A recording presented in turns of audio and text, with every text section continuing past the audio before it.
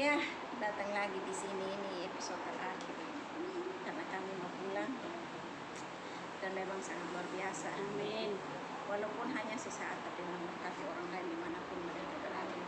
Teman-teman jangan sungkan-sungkan untuk tidak menonton ya. Ingat, segala sesuatu yang kita buat itu bukan karena kebetulan, tapi segala sesuatu yang kita buat itu kita sudah berdoa dan memohon dengan Tuhan untuk walaupun sekecil apapun apa yang kita buat, tapi membawa berkat bagi orang lain. Jadi itu yang sangat penting. Nah, terus satu hal yang sudah kerja begitu, pokoknya begitu berat lagi, jaga nenek yang kadang bawa dia keluar, kadang maki-maki di publik Ya benar. Itu sebagai manusia kadang kita sepertinya Memalukan. memang memalukan. Tapi apa daya kita tidak bisa membalas. Karena kalau membalas kan ada yang sudah di penjara. Ada. Itu kata firman Tuhan itu bilang, jikalau aku saat aku telanjang kamu tidak berikan aku baju, saat aku lapar kamu tidak berikan aku makan, saat aku haus kamu tidak memberikan aku minum. Jadi apa perkataan firman itu bukan sebenarnya kita harus berikan Tuhan minum, tapi itu melalui orang-orang sekitar kita untuk kita melakukan sesuai apa yang diperkatakan dalam firman Tuhan. Amin. Jadi itulah orang-orang yang menjadi pelaku firman, bukan hanya mendengar, tapi harus melakukan. Dan melakukan itu yang lebih berat. Iya.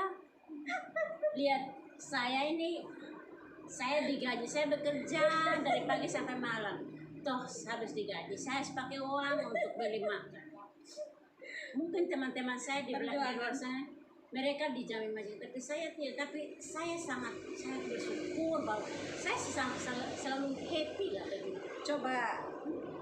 Coba janji kepada teman-teman di luar sana yang mungkin punya kehidupan yang sama seperti saudara, yang mungkin mereka sendiri makanannya tidak cukup, terus mereka harus pikir beli makanan sendiri, tapi mau pikir keluarga di kampung butuh atau bagaimana. Coba kamu ngomong sesuatu yang bisa menguatkan mereka.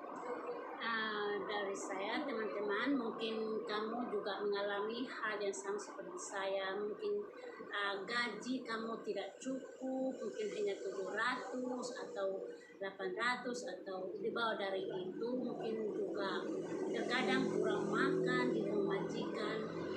Bagi saya, saudara-saudara, Tuhan sudah mengirimkan kita di sini kita diberkati dengan walaupun sedikit, tapi kita harus syukuri. Nah, saudara-saudara, mungkin setiap majikan dan pribadi kita juga tidak apa ya, kadang majikan punya kekurangan, kita juga punya kekurangan, dia punya kelebihan, kita juga punya kelebihan. Seperti majikan saya itu, dia punya kelebihannya, uangnya ya itu no problem, tapi makanan itu ya sungguh luar biasa problem. Sungguh sangat problem, saudaraku. Tidak makan, saya bisa contohnya sekarang saya ambil foto di makanan saya. Kalau itu makanan, itu kari, itu yang sedikit di sendok yang kita suap di mulut, itu dia kasih saya untuk makan. Jadi bagi saya tidak syukuri, saya berterima kasih Tuhan atas berkat.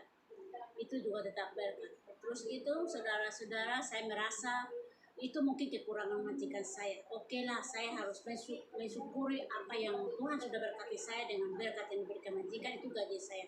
Saya ambil sedikit dari gaji saya, satu bulan itu ya $100 lah untuk kebutuhan saya. Saya beli chicken, beli susu, saya tidak beli sayur sendiri, karena sayurnya kecil, tidak mencukupi untuk 1 minggu. Saya beli chicken yang frozen itu, mungkin 2 minggu. Wow. Nah, terus di saat tidak potong, tapi terus di saat ini Meti beli makanan begitu, Meti bisa kasih dia makan atau tidak? Atau Meti makan sendiri? Karena dia tidak makan daging sih. Oh, vegetarian. Ya, dia vegetarian. Jadi, tapi dia kadang kan kita punya 2 ekor anjing, tapi dia tidak boleh kasih anjing itu makan dulu. Saya harus ambil makanan saya untuk share sama anjing-anjing saya kasih makan mereka. Ya sudah, anggap saja itu anjing-anjing. Ya, jadi saya kasih chicken saya, nanti kadang saya bilang, hei nenek, belilah kasih anjing-anjing ini, tidak ada sayur. Baru dia kaget. Kadang dia tahu saya beli makanan saya sendiri, tapi ya sebagai ya mungkin juga tidak tahu lah begitu. Tapi saya tidak peduli lah. Intinya dia tahu bahwa saya beli makan sendiri.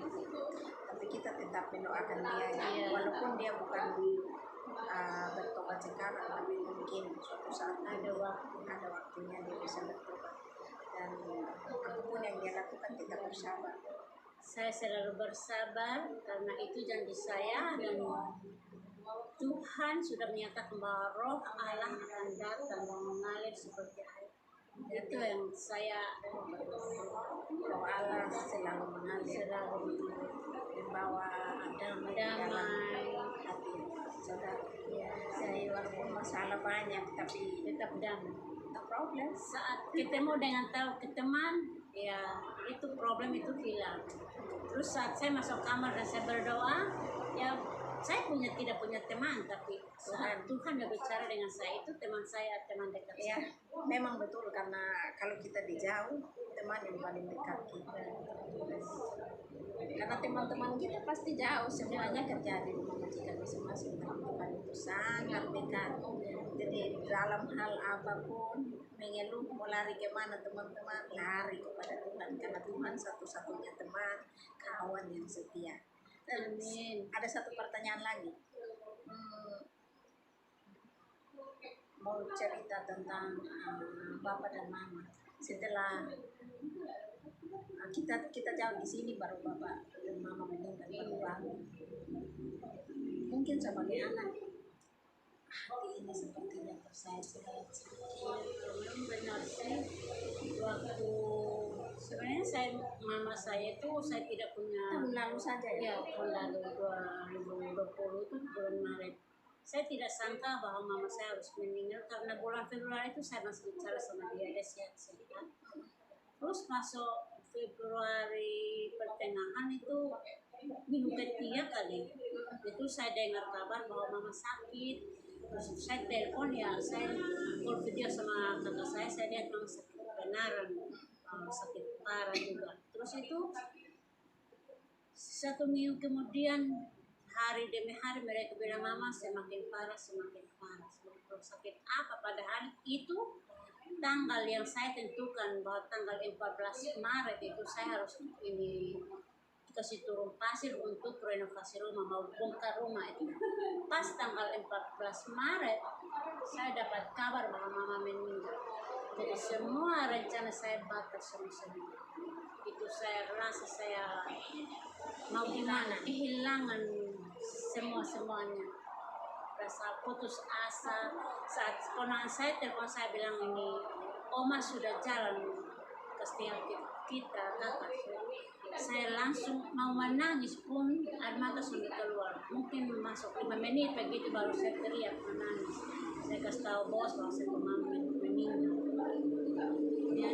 Ya saya sangat sedih kehilangan mama dan kasih sayang. Saya sangka saya masih punya harapan lagi untuk bapak saya masih ada, tapi toh begitu juga hanya 3 bulan begitu bapak saya meninggal lagi. Padahal yang begitu cepat. waktu begitu cepat. Padahal waktu mama saya belum apa-apa, belum masih sehat-sehat. Saya punya video yang masih ada bapak dan mama ini. Bapak masih kejar-kejaran sama kakak saya dengan Kak Emma. Terus mama saya bilang ini, Bella, saya punya bapak bilang dia sudah capek, jangan ganggu dia sudah capek. Sebelum bapak, mama bela dia begitu. Terus itu dia duduk.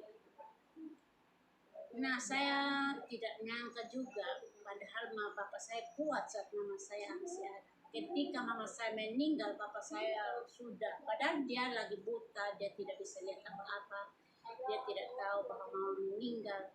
Tapi mungkin dia bisa rasa bahwa mama meninggal, walaupun dia Bisa rasa. ini tidak bisa melihat bahwa mama meninggal, tapi dia bisa merasa bahwa dia, kekasihnya sudah tidak ada.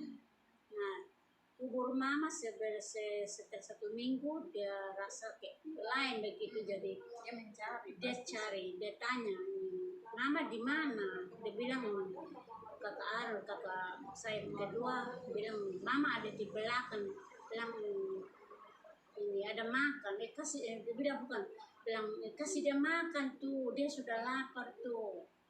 Terus karena dia punya cucu dari Kupang kirim ke abang, jadi dia bilang ini kasih dia saya punya abang biar kami dua makan sama-sama kasihan. Terus itu begitu mungkin dia begitu tidak bisa percaya. 1 minggu dia setiap hari sudah dengar mama punya suara. Dari 2 minggu lagi dia masih tetap tanya, mama mana? Dia bilang mama ada di belakang, dia duduk. Terus itu mulai dia mau makan itu sudah mulai berkurang sampai 3 bulan. Ini bulan Juli, saya punya hari Sabtu, hari Jumat itu kakak pertama saya, kedua kakak laki-laki saya ke Kupang. Tapi sebelum itu dia ini peluk kakak, saya punya kakak kan gendong dia tuh nggak ke pangku dia. Yang bapak ini. Dia pangku dia, ini dia bilang ini bapak saya mau ini ke Kupang melihat cucu dulu.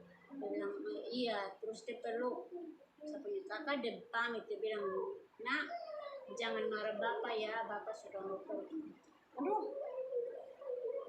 sampai omong seperti itu. Sama. Terus tidak lama lagi bapak. Terus dia bilang nak bapak minta maaf ya kalau bapak ini kadang marah kamu itu. Terus kata saya bilang bapak ini ngomong apa, dia kata mau ke Kupang nih.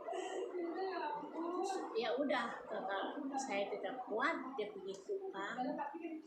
Hari Senin hampir siang saya punya kakak ayo telepon bilang ini bapak sudah jalan. Telepon ke kakak yang ke Di Kupang. Terus ini kakak langsung pingsan, kakak lagi-lagi langsung pingsan. Oke, nanti kita lanjut.